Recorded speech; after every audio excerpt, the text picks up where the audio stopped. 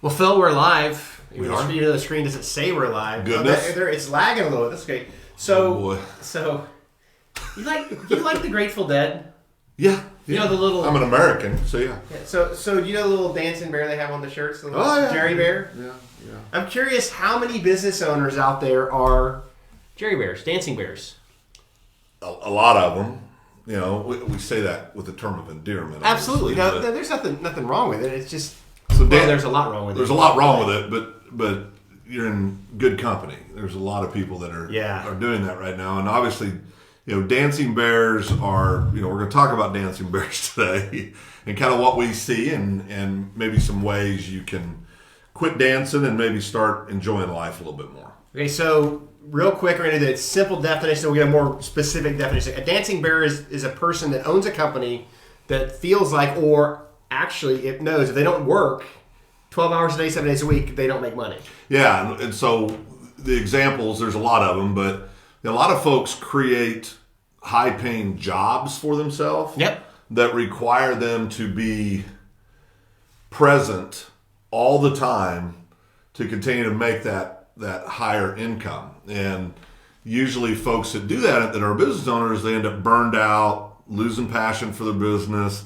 They'll sell when they don't need to sell because they're burnt out, or they affect their personal life in horrible ways to where it doesn't matter how much money you're making. If your life isn't balanced and right, nothing's right. Yep. You know, we were talking with an individual yesterday that and you hear me say this all the time, you get one chance to be a dad, a father, a husband, you know, a friend, a son, a brother, a sister, you know, all these things. Yes, sir. And so, you know, you got to make sure that you're not a dancing bear, because being a dancing bear, while you can make a good living for yourself, you're not really building a business. You just created a stressful life that happens to come with pretty nice money. And if you're looking at managing your life, Yeah.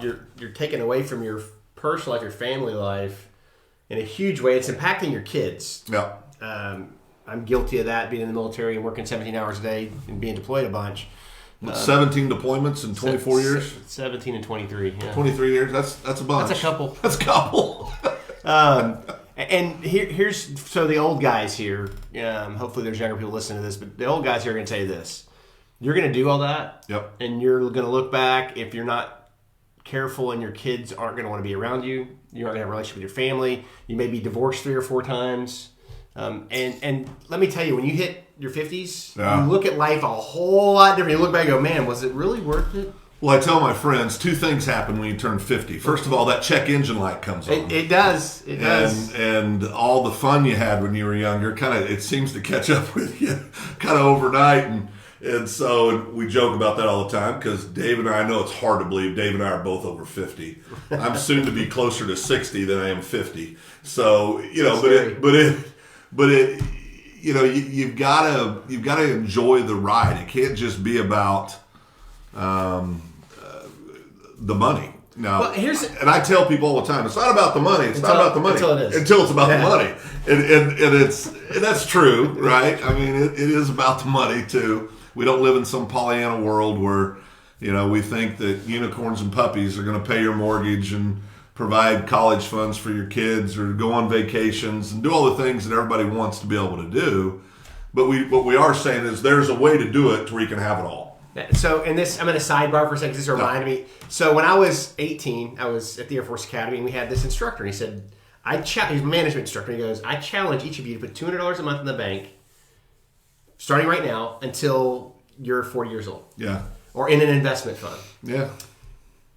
And we all went, oh, the old man is crazy. Yeah. You know, you're not going to do that. And now you get to be 50 and you look at where you are financially, you go, man, I wish I'd put that $200. It really wasn't that hard. If you would have done that, that's right. you'd be tall cotton right now. That's but, right. you know this, right before about 30 minutes ago, I get a text from my son. I'm proud of all my kids. One of my sons who's deployed right now in the Middle East, he sent me a text, and he said, hey, Pops, he said, I've made $5,000. What was it, $5,000 in the last 5 days? Yeah.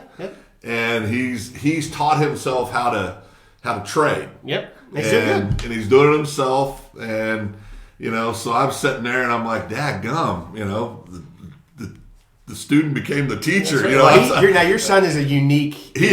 He is, but he's really doing good things. But what we always try to do with our kids is teach them and understand the value of things, right? And also what it takes. And what we did at Exercise back when people still wrote checks, Dave. Nobody does that anymore. Yeah, I know. We still wrote checks. We'd sit down and when we'd pay our bills every month or whenever we paid them, we'd have our kids write in the number amount of how much that check was. And pretty soon they realized turning that light switch on wasn't free. The house wasn't free. The cars we drove weren't free. Yeah. All this stuff wasn't free. It came at a price. Now, saying all that, that's the money, and it's not about the money until it's about the money. But you've got to have balance. We've all been through things in our lives. Everybody, those listening, David, everybody, that brings that painfully into focus that money doesn't solve all of your problems. It doesn't. Sometimes it creates more. It creates more if you lose balance. And that's the thing we really work on with our clients is, you got to have sound business principles. You got to make good, sound financial decisions. You got to do all those things. But you also got to make sound decisions when it comes to your family, how you're spending your time. What are you willing to give up to get something? Because make no mistake about it. I know we live at a time where everybody thinks things are free and it's the immediate gratification and I want everything now. But the truth is, to have anything that's worth having, it's going to take a little time. Yep. It's going to take a little effort. You got to make good decisions, and you got to usually risk something. And you can either risk financially, and what's more scary is when you risk relationally. And so you've got to be very careful and very protective of how you treat your family, those relationships, what matters the most. You can't get so caught up in the day-to-day grind that you don't remember to date your spouse or go play catch with your kids or go watch them perform in a school play or sing in a church choir, whatever the case may be. You got to make sure you're doing those things too. So let's circle back to the dancing bear piece. You got a little bit of philosophy, kind of gives you the foundation for that. So how do you know if you're stuck as a dancing bear or what we call the owner's trap? That comes from the Value Builder team out of Canada. But, if you are the only one that can sign anything for the business, you might be a dancing bear. Yeah. If you've got 10 people, let's say you're in a retail setting and let's say you got 10 people working that day. And you drop in, but you're the only one that can answer a question on the phone, can take care of a customer that has a problem, that can ring somebody out at the register, that can read. If you're the one that's doing all that, you might be a dancing bear. If you own a cafe or restaurant, and you're there with a bunch of friends and business people, sorry, and we had to, and you're waiting on the table, you might be a dancing bear. Yeah. And it comes from a good place in your heart. Absolutely. You're wanting to pitch in. You're wanting to help out. You're wanting to make sure the customer experience is great. All those things are come from a good place. But it also, in my opinion, really, really, really, really holds you back developing a business. Because you don't want to create a high-paying job. You want to create a business and something that creates revenue and wealth for you and your family. Even if you're not there, that's where you want to be at.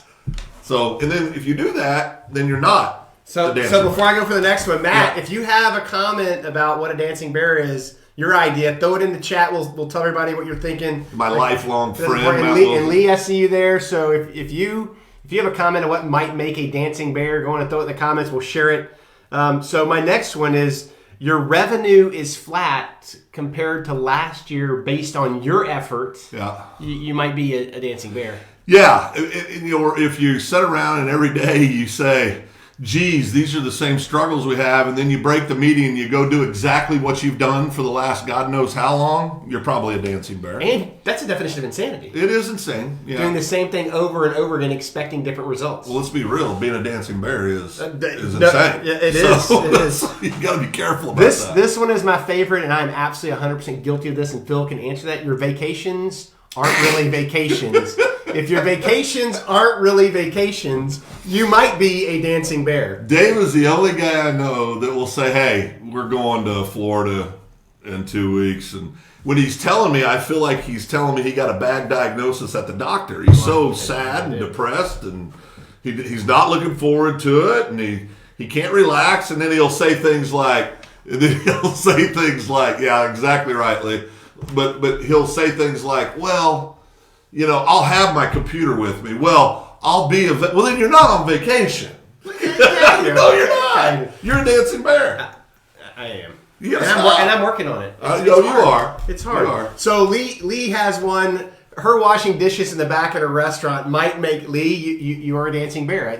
If you're a restaurant owner and you're washing the dishes, while it's very appreciated, you're probably a dancing bear. Now, we know Lee personally. She's an awesome dancing bear. And she has an amazing restaurant. She has an amazing restaurant. Kitchen, so if you haven't been there, go. Yeah, we just want to see Lee maybe relax a little bit. Take her dancing shoes off on occasion. That'd be good. Just enjoy yourself. I got to say real quick, Matt, who literally one of my oldest and best friends, so proud of Matt. He started a business back in our hometown. Oh, nice. And a very just a wicked smart guy and a great guy. So I'm glad to see Matt on here. But Matt is, and he would agree with this. All of us that are type A are dancing bears to some degree. Sure.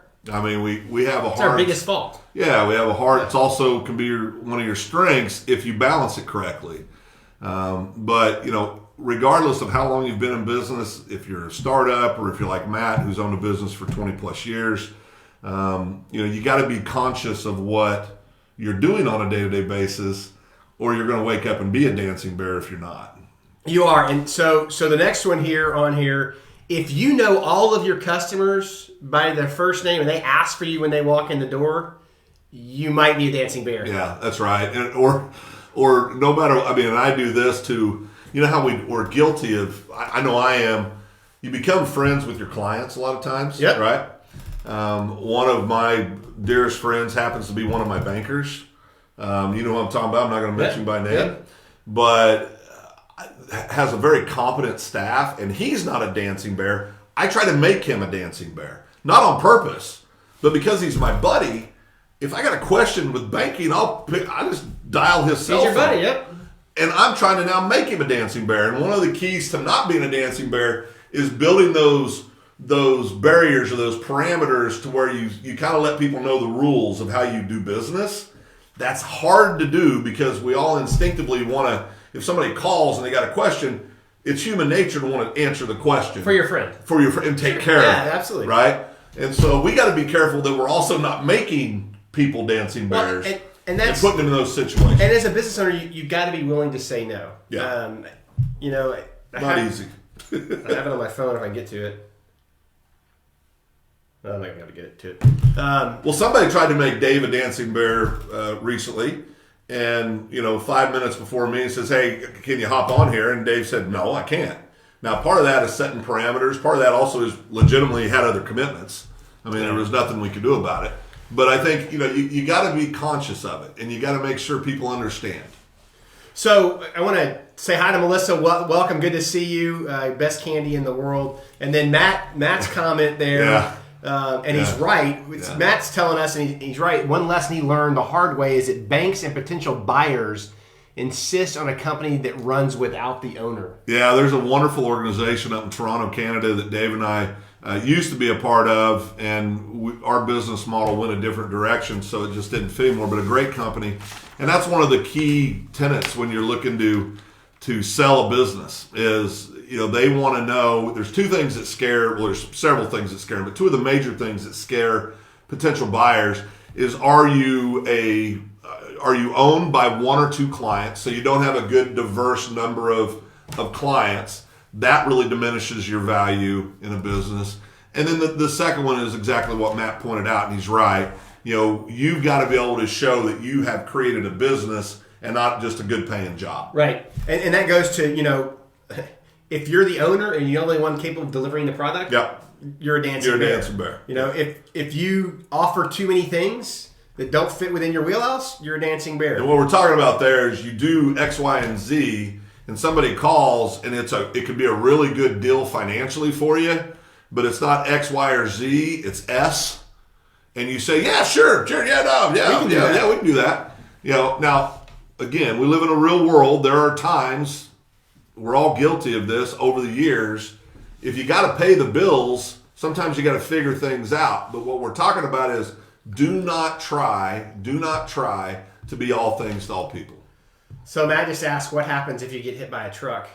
That's a great point. And this is something we talked about yesterday with one of our clients, is that we, people that are entrepreneurs and business owners, build everything. We protect our families, right? Yep. We don't make them deal with it day in and day out. But it's a great question, Matt. If you haven't built the process in place, here's a question. What happens to your family if you get hit by a truck? Yeah. And what happens to the business? And I think what Matt's sharing, obviously, he's been asked this many times. What happens if you get hit by a truck? And Matt and I have had this conversation as friends.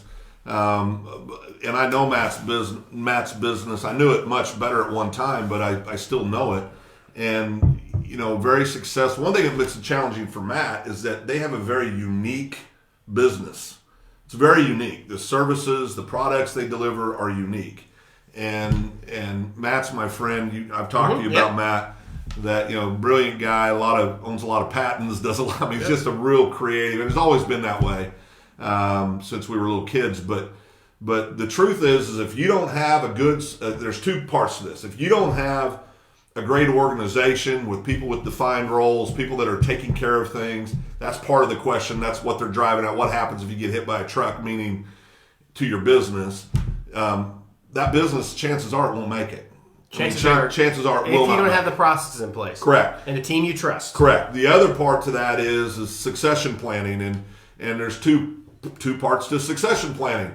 How are you going to orderly transfer the ownership of your business when you're ready to retire? And what happens to you, and probably more importantly, your surviving family members if and when, not if, but when you pass? What happens? Hopefully that's long after you've sold the business or you've stepped away from the business and you've lived a long, long life and you're 103 and hopefully that's when they have to deal with that. And I think but that usually doesn't happen. So I think this is a good topic for next week. Yeah. Succession planning, trust services, getting set up, because we're seeing a lot of really big changes in tax code potentially. Oh yeah. And so next week we'll focus a whole discussion on succession planning and what's going on and how it's going to impact you and your family. Because as a business owner, it's one of those things above the line that you've got to do that you don't think about because you're on the line every day doing the job. Yeah. So we got to get you up acting like an owner and getting people to do the day in, day out work, and you're focusing on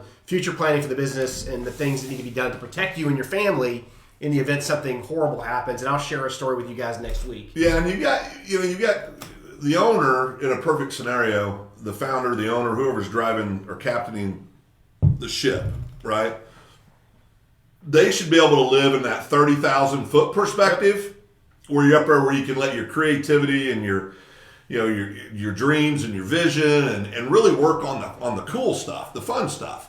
That doesn't mean that the owner sometimes doesn't have to come down to the last 3 feet of an organization from 30,000 feet, but they shouldn't live in the last 3 feet. So, you ever been hit by a shoe with your mother from across the room? Say again? Ever been hit by a shoe from your mother from across the room? Yeah. You need to think about your business like this. Boots. When you were a kid, somehow your mom always knew when you were screwing up. Right? She's busy doing other stuff. Still do. Taking care of stuff, but you would get, I'm laughing at Matt's comment. We'll talk about it in a second. But you'd be doing something's going on. You feel a shoe hit you in the back of the head from across the room. Now, we can't do that anymore because it's not politically correct. But when we were growing up, that's kind of how we were disciplined. But the point is, the owner was aware of what was happening at the tactical level, but they weren't involved in it until they needed to be involved in it, and they was in and out. Right. And I think that's what we're ultimately driving at. Matt and I, both of ours, great friend Paul Myers, lives in Texas, rolled all the dice, did everything against people, what the business books would tell you, how to go start a business. He ignored all that because he believed in his vision and his passion. He executed and runs a great business, and Matt's right. He built processes into play. That's really what a business is all about. If you have good, solid processes, you got to hire the right people. You got to give them the freedom, the authority, the ability to go make decisions. And that comes with good and bad, because sometimes there are going to be decisions we don't necessarily agree with. Doesn't mean they're wrong, but as an owner, sometimes you have to trust.